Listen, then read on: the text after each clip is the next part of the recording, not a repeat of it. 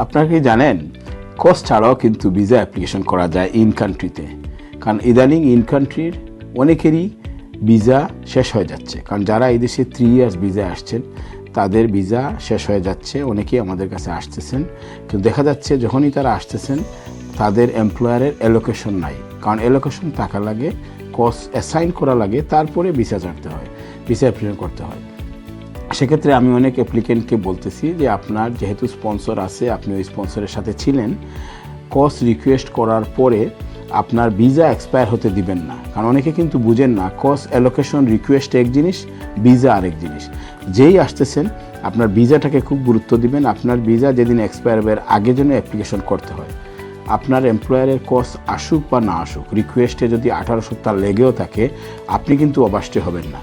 আপনি আপনার application, visa application IHS ফি দিয়ে, ভিসা ফি দিয়ে লঞ্চ করতে পারবেন এমপ্লয়ারের স্পন্সর নাম্বার দিয়ে। সেই অ্যাপ্লিকেশন গো থ্রু হয়, এতে আপনি অবাষ্টে হবেন না।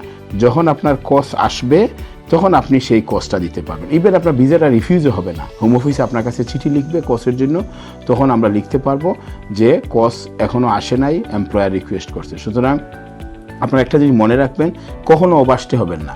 আপনার ভিসা এক জিনিস, আপনার এমপ্লয়ারের কস আরেক জিনিস। সুতরাং এবং এখন থেকে সময় নেন, যাদের 18 সপ্তাহ লাগে একটা কস আসতে, মিনিমাম 18 সপ্তাহ, অনেক সময় ইদানিং 4 মাস 5 মাসও লেগে যাচ্ছে একটা কস আসতে। কস না হলে আপনি অ্যাপ্লিকেশন করতে পারবেন না। এর জন্য আপনারা এই ব্যাপারটা খুব গুরুত্ব দিবেন। আপনার এমপ্লয়ারকে সময় থাকতে বলেন কস রিকোয়েস্ট করতে। আর এমপ্লয়ার যদি কস নাও আসে, আপনারা কিন্তু আপনাদের ভিসা সবসময় চেক করবেন, অবাষ্টে হবেন না।